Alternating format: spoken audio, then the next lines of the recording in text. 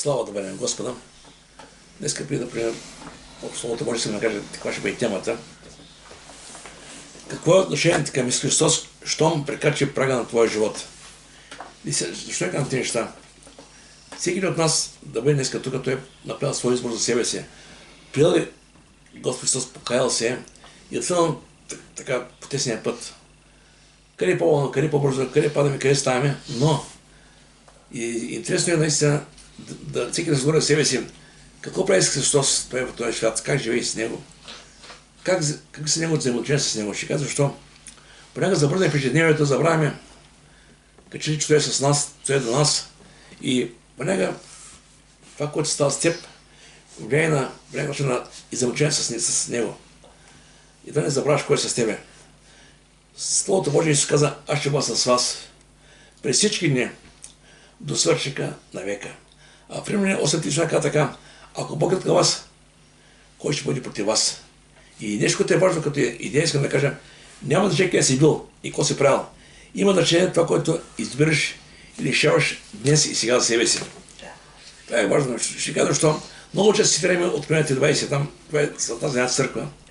Но реално си го цитираме и за всеки един човек по-отделно каза така.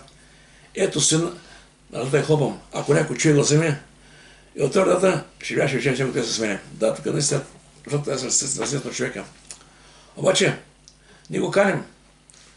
Въпросът е какво става след като той дойде при нас. Там е че проблема. Ще кажа защо. Има хора, които го канят, но продължават да живеят така, като че Исус го няма. Други го канят и продължават да живеят така, че той е някъде настрани. Пак със своите мисли, със своите желания, със своите помисли. И казват, Господи, да помогни. Обаче Словото Божие казвам, търсете първо Неговото царство и Неговата правда, всичко останало ще се прибави. И сега думам, това, което си решава преди да приемеш Христос, това, което си има като амбиция, ако мога да така, вече тя се промени. Не може да приема Христос, тъй Христос да продължава с същите амбиции, с всички неща, които си искал да ги имаш преди да купнеш за тях пак. Трябва да има вече една промяна. Вижте, сега ще дам няколко стиха в Словото Божие.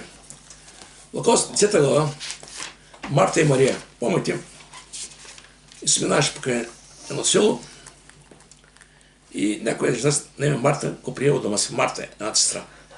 Те имаше сестра наречена Мария, която седна при нозете на Господа Исус Словото. Сега виждаме, Марта покани Исус Христос, а Мария се възползва от поканата. Те седна до Христос слушаше. А Марта се държеше много шетане и пристъпи и рече. Сега, но Марта продължаваше да върши всичко това, което е правила преди. Пак шета мичените, пак чисти. Сега, но Господи там, те си върши по-старому. И не само не се интересува от Господа, ми опрекна Мария, че Мария слуша. Господи, не ти ли грижа, че сестра ми ме оставя да шетам сама? Кажи просто, че почне да ми помогне. Вижте Словото Божие, къде сега Исус виждаше желанието. Нормално искаш да се представи като добра домакиня. Обаче и ти сега каза така, те трябва да прави стих. Има време за всяко нещо и срок за всяка работа по девето. Не можеш да поканиш Христос в твоя живот и да продължаваш да живееш така, като че той ще там някъде ще чака. Това е патално размечено. И тук каза така, на Господ в отговор рече, Марто, Марто, си грижи, разкажи за много неща. Виждаш, той не опрекна. Не каза, не трябва да се грижи човек, трябва само да стои, но иска да каже, ти стоиш, правиш много неща, които реално нямат смисъл за небето. Нормално човек да си помисля, кой е необходимо. Самия Петър каза в Словото Божие, возимене, живеете като пред света. Самия апостол Павел в Тимотей каза в Словото Божие, щом като имаш прехрана и облекло, в другия каза и покрив, доволно ти е. Значи няма, че всичко е сведено толкова, че хора, които преминават през тази земя, да се задоволяват с това, което имат.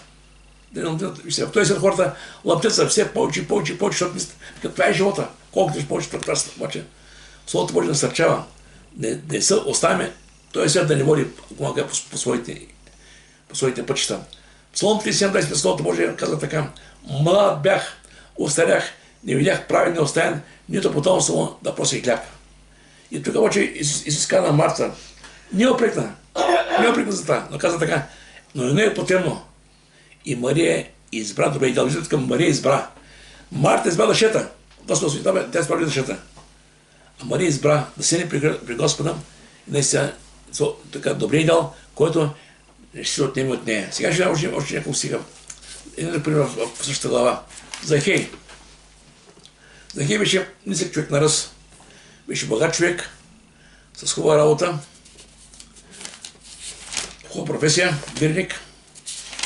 И сигурно имаше, може да кажа, добър живот, като цяло. Но не всички Христос в живота му. И сега нормално е, човек е, че има един, който върши сега за мен. Нормално е да усеща тази празна в себе си. Искам да ви кажа, че нищо от този свят, който придобивате, не може да запълни което е отдена за Бога. Когато Бог създаде човека, Адам и Ева, това е мой Божие съждение, вярвам, че така, той създаде място в себе си, в човека за него, където да общува с тях, в духа. И когато Бог го няма, това място, нито парите, ни дявола, нито който имаш тази земя, може да го запълни. Семейство словото може да така, какво ще ползвам, ако спечелиш богатството на цялата земя, а загубиш живота си? Какво ще е земя на душата си? И сега Захей виждам тук, видя голяма тълпа и каза, ето сега идва този косъл на го видя. Словото пари каза, беше началната били си богат. Хубава професия, доходна професия, имаш всичко. Обаче, липсваш Христос. И той погледна откъде мина тълпата и сега вижда там има дърва, се кача там и оттам ще видя който е. И вижте сега, тогава Исус го на това място, където беше Захей, не го подмина. Но му каза така, Захей, след скоро, защото днес трябва да предстои дома ти. Сега, дилемата, която беше пред Захей, знаете каква беше? Той беше богат човек. Той с авторитет, хората го знаеха кое е. Имаше възможност да каже, Господи, ти ми напи мен, аз те видях вече. Да остане там на дървото. Исус да подмине, замени Захей да остане там, където е. А другата възможност да беше Захей си издолу. Следното, това е смирение. Когато човек се смирява и се покорява, той не се лъжи, кой ще каза Захей. Да и казва, този той се покорява на Исус Христос. И така той каза, слезе и наистина прие Господ в дома си. И хората, които бяха отстрани, видяха това, казаха така, прегрешен човек влиза да преседи, прегрешен човек. Значи те имаха представа за Захей, кой е той. Грешен човек казаха. Обаче, самия Господ казва Словото Божие, той не даде за правите, а за грешници. Даде тези, които са болни, даде тези, които са здрави. Захей беше имал такъв човек. И когато имах разговор, тук не се казва какъв разговор се има, но може да представим какво са говорили Захей и Христос. И тогава Исус каза, днес стана спасение на този дом, защото и този Авраамов син стана спасение. Вижте колко лесно става. Когато поканиш Христос, когато го приемеш, когато обръщаш с него, следствието е покорство и приемаш. И каза така, прием човешкия син, дойде да потърси и да спи погиналото. Значи сега дома, някой ще кои сте с погинало. Но погиналото са всички хора, които са извън Божието царство, които се вярват в Господа, всички са. И сега, има и още един пасаж, който ще се спре сега. Тук Симон и грешницата. Много пъти сме говорили за тази история и вярвам, че днес има с кого напомням сега. От доста тази история. Сега, Исус се поканя в един дом пак фарисеи. Виждам, че Исус не отбяга поканите. Много пъти оканяха и хора, които нямаха така добро чувство към него. Помните, в Лука си 11 глава беше, 37 часа там се казва, че ние фарисеи поканяха Исус да обеда там с тях. И тогава, когато той отиде, те имаха правиха ритуали, мияха се ръцете до лактите и много други неща, преди да се надойдат. А той те ще не ги направи. И тогава те се погледаха, се почудиха, защо си има ръцете. И тогава фарисеите, би каза, че си външна чашата, а вътре е пълно с гребешна насилие. Той му говори за тяхната същност. Мога изглеждате религиозни, духовни, говорите за Бога, а също време нямате широко с Бога. Но Словото Божие каза, тези хора, стават си говорят за Бога, сърцата им стоят нещо от него. И сега, пак една подобна история, и фарисей го поканил да е с него. И той влиза в фарисеевата къща и седна на трапезата. И сега ще стана тук, че е интересно, ако ставате. И ето една жена от града, която беше грешница. Така със една дума каза, която беше грешница. Значи тя познава която жена. Имаше така лоша репутация към малка така. И като разбра, че седи на трапезата в фарисеевата къща, донесе алабастен съд с миро. Това е нещо скъпо. Обаче тя знаеше, този при който отива, наистина, кой вече е. И тя идваше с вяра при него, не се притесняваше. И каза така. Като стана отзади пред нозете му и плачеше, почна да облива нозете му с сълзи и ги с косата си на главата си целуваше нозете му и маеше ги с мирото. Сега виждаме тук, виждаме един мъж на това, което ставаше вътре в нея. Това беше истинско спокойствие. Тя осъзнаваше, че тя е грешница. Тя осъзнаваше, живота, който живее, не е добър живот. Не е добро място. Но осъзнаваш, че този, при който идвам, той е Господ. Само той единствено може да промени ситуацията. И наистина, моят където в който наистина, когато Исус проповядваше, дойде при него един човек Никодим, пак беше фарисей, пак искам да кажа, че Исус Христос не отделя хората на грешници, на праведни, така, Господи да всички хора. И когато някой го търси и го покане, той е готов наистина да се отзове. И помните Матей Бирник, когато покане, и сме казал, всеки ще след мене, Матей беше бирник. Тогава покани своите приятели, били си грешници, и направи един голям банкет, да покаже на хората след кого тръгва. И тогава фарисеите отново укоряваха, защо ваше учител иде пие с били си грешници. И тогава Исус отново каза, аз съм дошъл за праведните, защото са грешните. И така, че той приемаше всяка покана от всеки хора. Целта беше хората да разберат, че има нужда от спасение. И сега този човек, който беше поканен, вероятно имаше други мотиви, обаче малко по-късно виждаме какво каза сега. Тази жена плачеше. Исус стои и тя плаче там и сега вече става. И като видя това, фарисеяна, който го поканил, думаше в себе си, започна да разсъждава.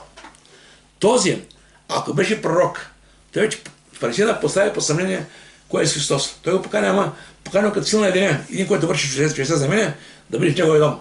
Обаче той не го каже като Господ. И той каза, този човек, ако беше пророк, ще да знае коя е жената, която се допира до него, че е грешница. Дали да не знаеш Исус? Мисли, знаеш, ама той не каза, ти си тела. Напротив, Исус Христос стоеше там. И наистина тогава Исус използва една притча да покаже наистина кой какво съжава и кой какво получава. На основа на тази любов, която има той към него. А Исус в отговор му рече, Симоне, имаш да ти кажа, и той рече, учителю кажи, как да бъдеш към Христос като учителю. Някой заемодавец имаше двама длъжници. Едният дължише 500 динара, а другия 50. Значи сега дума. Представете си, някой богаташ, двама човека му дължат пари. Един дължи 500 лева, другия дължи 50 лева. И така, понеже нямаше с какво да му платят, той проси на двамата. Този, който беше много и този, който беше малко. И тъй, кой от тях ще го битне повече? Все нормално, този, който имаше по-голям заем, той ще битне повече, ще каже колко много пари им проси. И в отговор си му рече, мисля, че он е комуто е просил повече.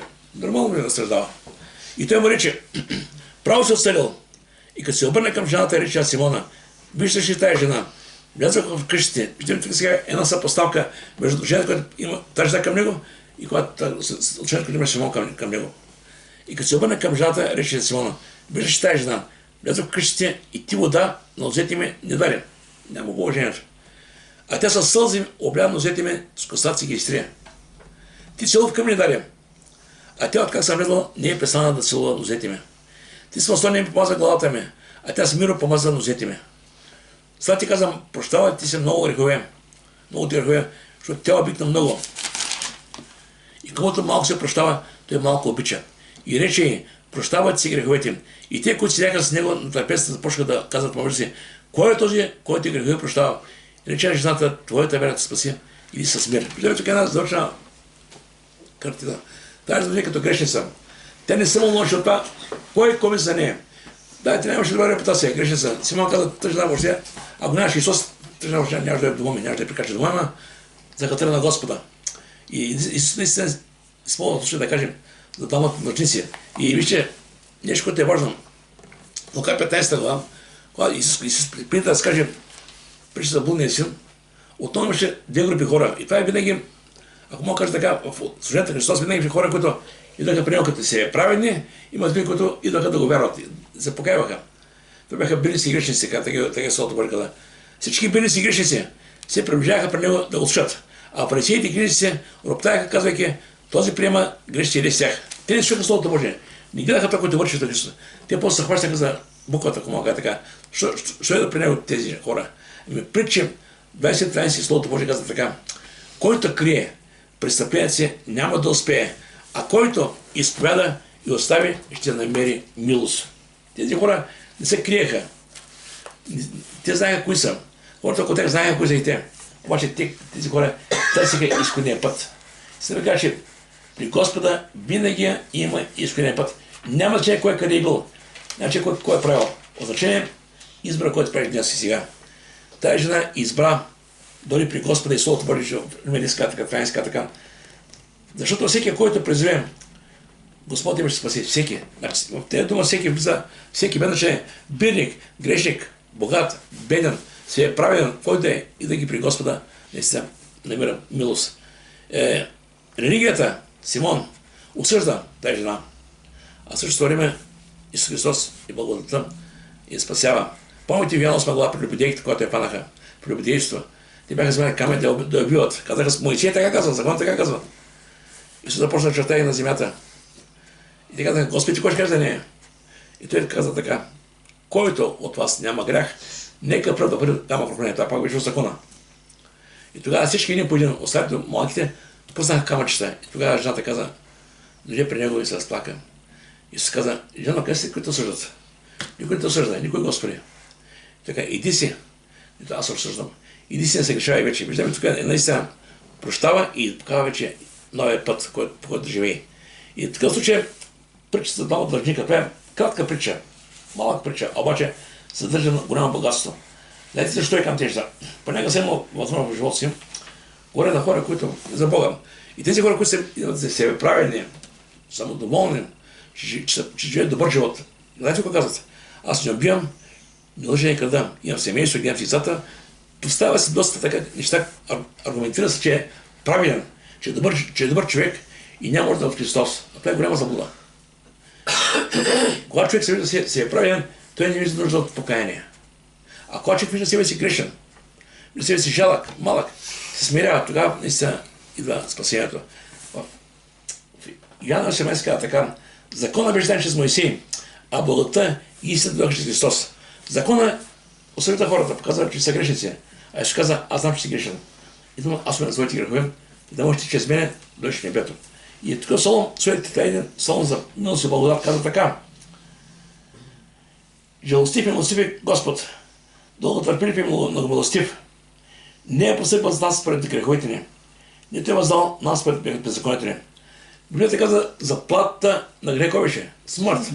Да отидеш работиш, получаваш заплата. Ако този живот, цял живот ще в грех, накрая ще получиш заплата с смърт. Смърт, това ти е организира. Обаче, той не дава това. Той каза така, защото колкото е високо небето от земята, толкова голяма милостта му към нея, които ме се боят. Колкото и тук запада, толкова научи от нас престъпленици. Както баща чали чедата си, така Господ чали от нея, които ме се боят, защото той познал нашия став. Помни, че ние сме пръст. Става да ме не се виждаме наистина. Бог е милостив. И сега, имаше един въпрос. Кой е този, който е греха прощава? Цяла дума, те го приема като учител, но не като Господ. И думите на Господа тях бяха интересни. Делата на Христос бяха интересни, но те реално не бяха за посветени. Те не разбираха кой е той. И когато се каза прощавате греховете, те запитаха, кой е този? Кой е този? И това беше една от причините, поради които юдеите искат да го бият с камъни, да го разпънат така състоянието, защото според закона на юдеите, всеки, който не спазва съботата и прави себе си равен на Бога, заслужава смърт. И на една със Словото Божие каза, Йоанна 10 глава, за кой да му убиете, каза. Ако не вярвате това, което говоря, вярвате по делата, които върша. Всичко е от Бога. Но така не, че Словото се изпълнява и това не се отива на кръста. Сега, и искам да кажа, че единствено Господ може да прощава и да спасява греховете. Казвам, защото днес има хора, които отиват и спяват греховете на човек и очакват човек да прости греховете. Човек няма сила такава, няма такава опция. Прощението е само чрез Христос. Наистина, и други може да прощаваме. Може, но ако някой се греши нещо, то ще отеха от брат, да се молим заедно, ако някаква слабост, да преодолеем нещата. Обаче, прощението иде само от Бога, от Христос. И каза така, и в Лука 24 край последните стихове, и рече им, така е писано, Христос трябва да пострада и да възкреси от мъртвите на следния ден. И че трябва да се проповядва в Неговото име покаяние и прощение на греховете между всички народи, като се почнат да вземат. Каза, между всички народи. Няма друг начин. И какво става, вижте, когато човек пречи Христос, когато се покая, наистина той вече има възможност да при Бога да каже, Господи, Боже, аз съм при Тебя в името на Христа. И небето е отворено, вижте. Не бъде да си сказва Словото Божие, Йоанна 10:9. Аз съм вратата. През някой ще бъде спасен. През мене. Няма друга възможност. Ще се човек. Значи, обака така, Боже, аз идвам в името на Христа и небето се отваря. Това е истината. Сега, какво става с греховете ни? Някой ще какво става с нас? Евреи 10 казва така: и греховете ми, и беззаконията ми няма да помня за винаги. А в Деяния 4 на 20 стих, апостол Петър, когато извърши едно чудо там с Йоан, един куд човек стана да ходи, и те тогава започнаха да се начало се разваляха, после се окараха в затвора, биха ги и казаха: че ми прави тези неща. И тогава Петър каза: и няма друго име дадено между човешки и няма друго име. Само чрез Христос има спасение.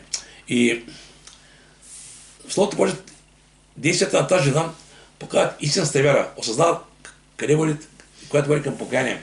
Сега разбира се, някои хора, има с хора, които казват: това ли, хубаво говориш, ама не знаеш живота ми, аз имам толкова много грехове. Има са хора, които се чувстват много виновни за живота, който живеят и се виждат недостойни.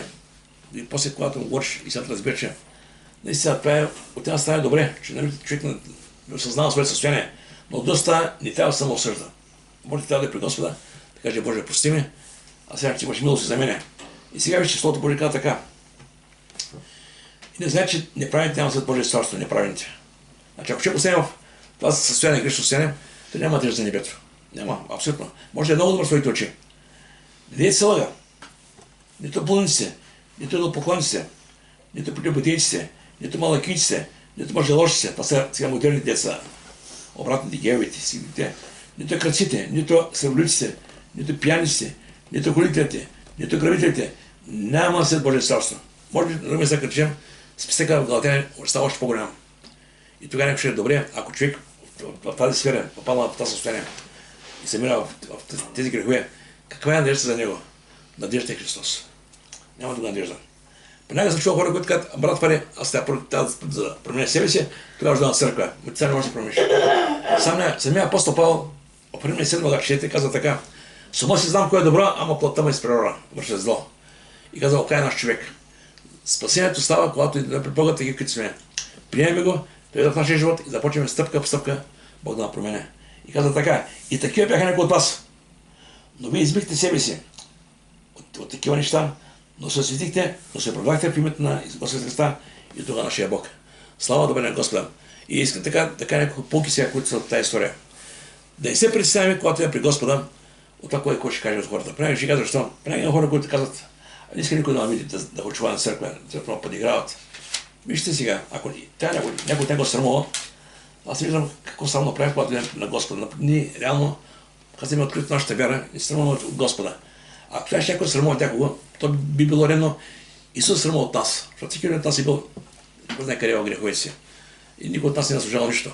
Но Словото Божие казва така: понякога вижте, скръпта по Бога докарва спасително покаяние, за който не бил се самозабавен, но след скръп докарва смърт. Понякога Бог допуска, ако му използвай теготата в нашия живот. Не казвам, че Бог да кара в пане под масата. Не съм казал, че използвай теготата. В притча казва така, да е спят: теготата смирява човешко сърце. И след това Исус кани всички и приема поканата на всеки. Виждаме така стои сега: фарисеи, бирници, грешници, всички ходеха при Господа и той не го не върна. Значи Словото Божие каза: елате при мен, утре няма ще успокоя. И сега много хора, подобна тази жена, осъзнават своята греховност, но не могат да приемат да правят нещо само с Божията Божия. Ще кажа защо. Чувал съм много хора, които искат да се променят. Да, хора, които са изпаднали в някаква зависимост и крайност, обаче сами не могат да се променят, разбирате ме. Изходи е в Христос. И важно е да осъзнаем реално това, което той е направил лично за нас на кръста. И наистина да го приемем и да търсим промяната. Във 2 Коринтияни 5:17 Словото Божие казва така: ако е някой в Христос, той е ново създание. Старото приемане е всичко става ново. Това става само тогава, когато човек дойде при Бога, когато се покая пред Господа, когато го приеме. Йоанна 5:1 казва така, първо Йоанна: всеки, който трябва да чисти Христос, е роден от Бога. Значи виждаме, че какво става. Когато е при Бога и се покаяме, Бог идва чрез духа си и новоражда и да спасява. Ставаме ново създание, нов човек. Как става? Никой не може да обясни как става това. Словото може да казва и ние го вярваме. После една гласа казва така: а но някой го приеха, Бог даде право се рекат Божи чада. И сега дома, истинска промяна идва тогава, когато има истинска покание и с посвещение. Не само, ще кажа защо. Не е също да кажеш: Господи, прости ме. Прости ме и вече край. Всичко става едва ли не 6.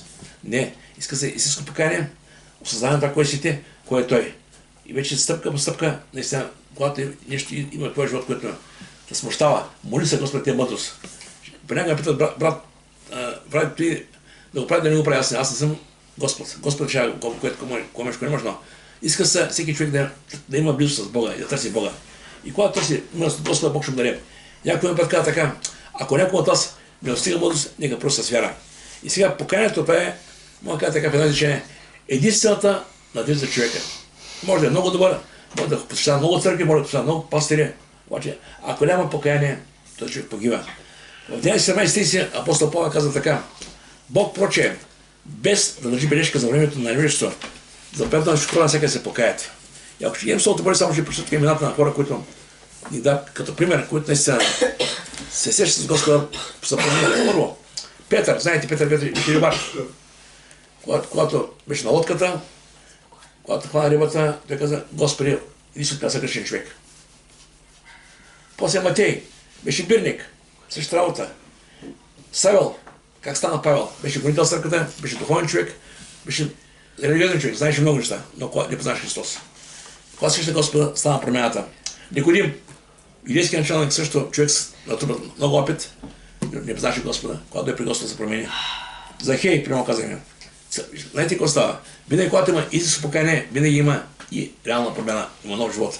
Така че нека Бог да ни помага, след сме приели да осъзнаем, че Той е с нас, да ни помага в нашите пътища, да ни дава мъдрост, как да живеем, как се поживеем, така че сега и когато дойде да вземе, да бъдем с Него. Нека Бог да благослови. Амин.